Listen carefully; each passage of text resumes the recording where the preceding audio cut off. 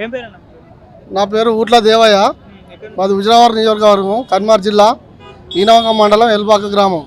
నేను గ్రామ ఉప సర్పంచ్ని ఎల్బాక గ్రామానికి. మా సమస్య ఏంటంటే ఇప్పుడు మాకు ఎస్సీ రిజర్వేషన్ సర్పంచ్ 50 గత మా తాత ముత్తాతలు 50 ఏళ్ళ సంవత్సరాల నుంచి మాకు రిజర్వేషన్ లేదు. ఈ వరకు చుట్టుపక్కల మా ఈనవంగ మండలం 26 గ్రామాలు ఉంటాయి.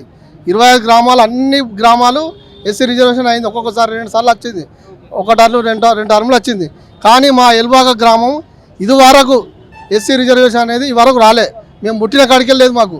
కానీ దయచేసి మాకు ఈ ప్రభుత్వం వచ్చిన మా రేవంత్ రెడ్డి గారి సీఎం గారిని మేము ఒక వినతి పత్రం ఇవ్వడం జరిగింది. ఇప్పుడు మాకు ఎస్సీ రిజర్వేషన్ కల్పించాలని కోరుకుంటున్నాము. మేము అది ఎల్బాక గ్రామం, ఈనవంక మండలం, కాచపాక లూకా ప్రెసిడెంట్, అంబేద్కర్ ప్రెసిడెంట్ ఊట్ల అశోక్, తర్వాత కొయ్యడ జాన్ వార్డు మెంబర్ మాజీ, అందరం కలిసి మేము వినతి పత్రం ఇవ్వడం జరిగింది. ఎల్బాక నుంచి రాత్రి 4 గంటలకు లేచి తయారు అయితే పొద్దున 10 గంటల వరకు మీ ఇక్కడ చేరుకొని మా సమస్య ఇది మాకు కల్పించాలని కోరుకుంటున్నాం. మీ ఛానల్ వారికి మీ అందరికీ ధన్యవాదాలు. అది ఎక్కడ జరుగుతుందో మాకు అర్థమవుతలేదు. పోయిన గవర్నమెంట్ అడిగితే అట్లనే జరిగింది. ఇప్పుడు కూడా ఈ గవర్నమెంట్ ఈసారి ఇప్పుడు నెక్స్ట్ ఎలక్షన్లు ఉన్నాయి. ఈసారైనా మాకు తప్పకుండా ఎస్సీ రిజర్వ్ కావాలని మేము కోరుకుంటున్నాం. అప్పుడు ఎప్పుడు పెట్టుకోలేము మేము. అప్పుడు మాకు ఇంత ఇగస్తుంది అగస్తుంది అని పోయినసారి మా మినిస్టర్ గారు ఈటల రాజేందర్ సార్ ఉన్నప్పుడు మాకు తప్పకుండా చేపిస్తాం, మీకు ఈసారి ఎస్సీ రిజర్వ్ దేవాన్ని కంపల్సరీ చేపిస్తా అన్నాడు. మళ్ళీ మరి రెడ్డిస్ అందరం వర్గాలన్నీ చేంజ్ చేయించి మళ్ళీ జనరల్ చేసారు. మాకు రాకుండా చేస్తున్నాం రెడ్డి వర్గం. మా ఈటల రాజేందర్ గారు మినిస్టర్ ఉండే అప్పుడు, మాకు ఏది హెల్త్ మినిస్టర్ ఉండే. అప్పటి నుంచి మాకు ఆయన హామీ ఇచ్చిండు కానీ చేయలేకపోయాడు. దాన్ని బట్టి ఇప్పుడు మేము ఇప్పుడన్నా రావాలని మేము ఇక్కడ వచ్చి మేము సీఎం గారికి వినతి పత్రం ఇవ్వడం జరిగింది. కాబట్టి మాకు దయచేసి మాకు న్యాయం జరగాలని కోరుకుంటున్నాం. లక్ష్మి పాస్బుక్లు 10 ఏళ్ళ అవుతారు కాబట్టి నేను 10 ఏళ్ళ సర్ది నాకు పాస్బుక్లు అవుతలేవు. మరి ఇప్పుడు ఈడికి వచ్చిన దరఖాస్తు చేయలేదు, మరి పాస్బుక్లు చేస్తలేరు అటు గజ్వేలి పని. నా ఒక్కదానికే కొన్న జాగాకి ఇస్తలేరు పాస్బుక్లు. వాళ్ళు అమ్మిర్రు, కొన్న జాగాకి ఇస్తలేరు. 10 ఏళ్ళ సర్ది పాస్బుక్లు అసలే రాలేదు. ఇక అప్లికేషన్ పెట్టుకున్నా ఇప్పుడు వీడికి వచ్చి 10 ఏళ్ళ సర్ది. ఆఫీసులో పడి మాత్రం తిరిగిన, సంగారెడ్డికి కూడా పోయినా, పాస్బుక్లకు అన్నిటికీ పోయినా. ఆఫీసులో పడి తిరిగి మళ్ళీ వీడికి వచ్చిన. ఏమన్నారు కాదు, గవర్నమెంట్ జాగా శిల్పిగుడ్డాలు కాదని చెప్పారు. శిల్పిగుడ్డాలు ఒకళ్ళ దగ్గర కొనుక్కున్నా నేను, మా మడి దగ్గర, సొంత మడి దగ్గరనే తీసుకున్నా. ఎంత బుక్లు అవుతలేవు. మరి ఇక ఏం చేయాలి? మళ్ళీ ఈడికి వచ్చిన రేవంత్ రెడ్డి ఎత్తడో ఏమని వచ్చిన. ఇక లాస్ట్ ఇక పాస్బుక్లు కాలేదా వీటికి? కొన్నా, మా మడి దగ్గర కొన్నా. నువ్వు కొన్నావు, నువ్వు చేపించుకో. ఆయన కూడా చచ్చిపోయాడు. నువ్వు కొన్నావు, నువ్వు చేపించుకో, నీ ఇష్టం. ఆయనని అమ్మేసిన కథం, నీ ఇష్టం అంటాడు ఆయన. ఆయన చేస్తలేడు, ఇటు సార్లు చేస్తలేరు. ఆఫీసుకు పోతే, సంగారెడ్డికి పోతే, అంత పోతే చేసుడే లేకపోయా. ఏం చేయాలి సార్ మరి? ఇక లాస్ట్ అప్లికేషన్ ఇచ్చిన, ఇక అవుతుంది అనుకుంటాను. ఇక కావాలి అనుకుంటాను. ఇక రేవంత్ రెడ్డి వచ్చిండు కదా, చేసి ఇవ్వాలి అనుకుంటాను. అంతే సార్. నా పేరు లక్ష్మీనారాయణ, పెద్దపల్లి జిల్లా సుల్తానాబాద్ మండలం సుద్దాల గ్రామం. Land problem. అది 2074 నుంచి 2017 దాకా మా తాత పేరు మీద ఉంది. 2017 తర్వాత 2020 నుంచి 23 వరకు దాకా ధరణిలో వేరే పేరు ఎక్కింది. అదొక ప్రాబ్లం. 3 సంవత్సరాల బట్టి ఎంఆర్ ఆఫీస్ చుట్టూ తిరుగుతున్నాం, ఏం పని అయితే లేదు. మళ్ళీ ఇప్పుడు సార్ దగ్గరకు వచ్చి సబ్మిట్ చేసాడు పేపర్లన్నీ. మరి సార్ చేస్తాడా ఏం చేస్తాడో దేవు భగవంతుడికి ఎరకాలి. అవుతుంది, ఇది మా చేతులు ఏమి లేదు అంటారు వాళ్ళు. ఇక తిరిగి బేదారు వచ్చింది. ఆఖరికి మళ్ళీ ప్రగతి భవన్లో అందరూ ల్యాండ్ విషయంలో అందరూ తీసుకుంటారు కదా, ధరణి దాని అని అవకతవకలు ఉన్నాయని చెప్పి ఇప్పుడు వచ్చి సబ్మిట్ చేసిపోతున్నారు. సరే అవుతుంది అంటారు ఇక సార్లు వాళ్ళు అవుతుందని చెప్పారు. ఇక మెసేజ్ వస్తుందా లేదా చూసుకోవాలి మనం. అంటే 3 సంవత్సరాల నుంచి ఇదేనా అంత ముందు కూడా? ఈ ధరణి ఎప్పుడు వచ్చిందో పేరు 32 గుంటలు వేరే పేరు మీద మారిపోయింది. ఆ వ్యక్తి లేనే లేడు ఆ ఊర్లో. మేమేమో వేరేగా బతకనికి సిటీలో అంటే మేము చేసేది టైలర్ పని, ఏమో బతకనికి పోతే మా అమ్మ 90 సంవత్సరాలు ఉంటుంది. ఇక ఆమెకి ఏం తెలియదు. ఇక అది ఆమె ఇప్పుడు ఉన్నది పెద్ద మనిషి, బయటకు వెళ్ళకుండా. ఇక వచ్చి నేను అన్ని కాగితాలను తీసుకుని ఇక్కడ ఆఫీసులో ఇచ్చాను. అమ్మ పేరు మీద చేయాలని చెప్పి అంటే సార్ మీకు విశేషత్వం అన్నారు.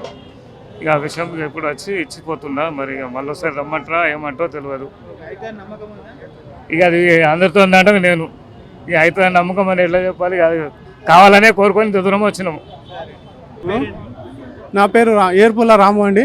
నేను వనపర్తి డిస్టిక్ నుంచి వచ్చాను. మా ఫాదర్ పేరు ఏర్పుల రామస్వామి.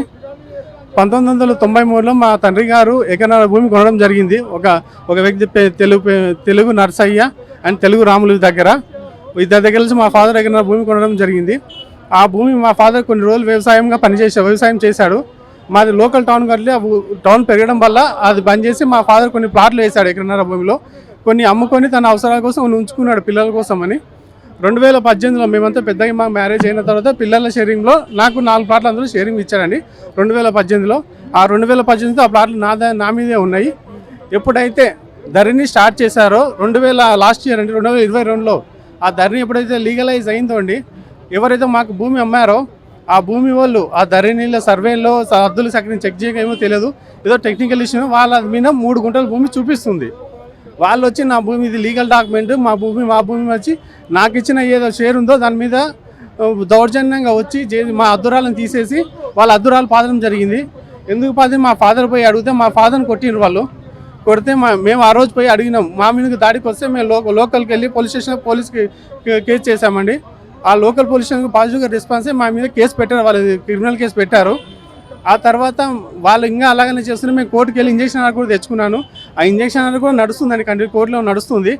వాళ్ళు ఇప్పుడు కోర్టుకు వచ్చి ఏం చెప్తున్నారంటే మేము నీకు అమ్మలేదు, మీ ఫాదరే నా సంతకం పెట్టి తీసుకున్నాడని రాంగ్ ఓకే ఫేక్గా మాట్లాడుతున్నారు. కోర్టులో కేసు నడుస్తుంది, అది ప్రాబ్లం లేదు. కానీ ఎప్పుడైతే మా ల్యాండ్ ఇప్పుడు మళ్ళీ రీసెంట్గా నేను చేశానంటే ఎల్ఆర్ఎస్ స్కీమ్ ఉన్నది. అప్పుడు నేను 2019లో 1000 రూపీస్ కట్టి ఎల్ఆర్ఎస్ కట్టానండి. అది రీసెంట్గా ఎలక్షన్ల ముందు టీఆర్ఎస్ ప్రభుత్వం ఓపెన్ చేసింది ఫీజు కట్టుకోమని. నేను ఆ 4 రూపాయలకు సంబంధించిన ఫీజు కూడా కంప్లీట్ కట్టాను. బిల్డింగ్ పర్మిషన్ కూడా తెచ్చుకున్నానండి. ఇప్పుడు నేను బిల్డింగ్ కట్టుకుందామని హౌస్ కట్టుకుందామని నా ల్యాండ్లోకి వెళ్తే వాళ్ళు లోకల్ ఒక లీడర్లు, బీజేపీ ఒక లీడరు, టీఆర్ఎస్ ఒక లీడర్లో పట్టుకొని మా మీదకి దాడికి వస్తున్నారు, కొట్టడానికి ప్రయత్నం చేస్తున్నారు. అక్కడికి వస్తే నేను చంపుతాను బెదిరిస్తున్నారు. దీనివల్ల మేము అక్కడ పోలేకపోతున్నాము. అందులో మేము మా కన్స్ట్రక్షన్ చేయలేకపోతున్నాము. నా దగ్గర అన్ని డాక్యుమెంట్స్ ఇందాక 2 టీవీ ఛానల్ చూపించాను. రిజిస్టర్ 93 నుంచి నా ఎల్ఆర్ఎస్ బిల్డింగ్ పర్మిషన్ అన్ని డాక్యుమెంట్స్ ఉన్నాయి. లోపల కూడా నేను ఇచ్చాను నా డాక్యుమెంట్స్. ఇక్కడ 2 మీడియా ఛానల్ కూడా చూపించాను.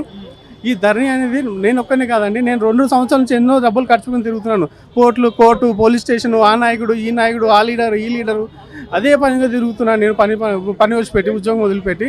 దయచేసి ఈ ధరణి ఎంత వీజా ఎంత త్వరగా క్యాన్సిల్ చేయండి తెలంగాణ గవర్నమెంట్కు చెప్తున్నాను. ఎందుకంటే ఒక సర్వే లేకుండా, ఒక ప్రాపర్ చెక్స్చర్ లేకుండా ధరణి చేస్తారు. దానివల్ల ఎంతోమంది ప్రాబ్లం ఫేస్ చేస్తున్నారు.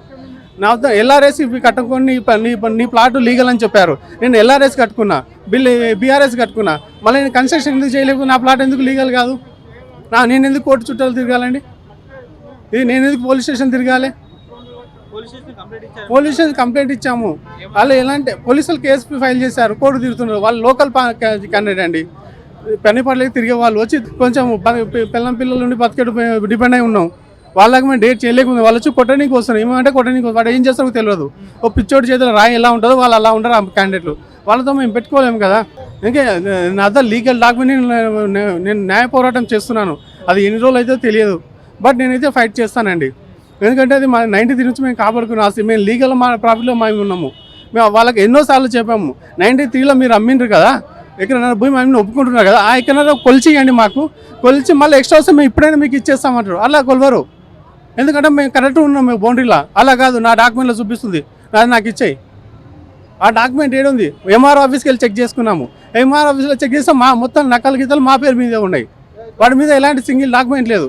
ఒక లోకల్ లీడర్ ఎంకరేజ్ చేయడం వల్ల ఈ టీఆర్ఎస్ గవర్నమెంట్, ఈ బీజేపీ ఒక లోకల్ లీడర్లు ఉంటారు కదా, వాళ్ళు ఎంకరేజ్ చేసి మా మీదకి రౌడీ మూకలను పంపించి మా మీద దాడి చేస్తున్నారండి. ఈ ధరణి దయచేసి ఎంత తొందరగా క్లోజ్ క్యాన్సిల్ చేస్తే అంతమంది బాధితులు, నాలాంటి బాధితులు ఎంతోమంది సేవ్ అవుతారు. నేను ఎంతో డబ్బులు ఖర్చు పెట్టుకున్నాను. ప్రతి ఊర్లో 1000 మంది ఉన్నారండి ఈ ధరణి వల్ల. నేను అక్రాస్ నేను ఎల్ఆర్ఎస్ఏ కట్టుకోమంటే నేను 4 ప్లాట్లకు తెలిసి 77.5 lakhs కట్టానండి. అయినా నా ప్లాట్ లీగల్ కాదు. ఒక రౌడీ వచ్చి నన్ను బెదిరిస్తున్నాడు. ఏం లాభం అండి ఈ ధరణి వల్ల? దయచేసి మీరైనా కొంచెం ఎంకరేజ్ చెప్పండి, ఫోకస్ చేయండి, ధరణిని క్లోజ్ చేయకండి ఇంత దొరికి. Okay, thanks. ఏం పేరు తాత?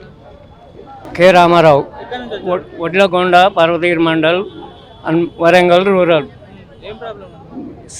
భార్య చనిపోతే సీఎం రిలీఫ్ ఫండ్కు 2015లో పెట్టిన రెమెడీ హాస్పిటల్ ఇక్కడ చనిపోతే అక్కడ రామారావు మినిస్టర్ గారికి ద్వారా వినయ్ భాస్కర్ ఎమ్మెల్యే గారికి ఇచ్చిన అది వాళ్ళది చుట్టూ తిరిగి రాలేదు. రాకపోతే మళ్ళీ తిరిగి వరంగల్ కలెక్టర్ గారికి అప్లై చేసిన వాళ్ళు కూడా తిప్పుకొని ఇవ్వలేకపోయింది. మేము పంపించినాం పో అనే సమాధానం తప్పితే ఏది లేదు.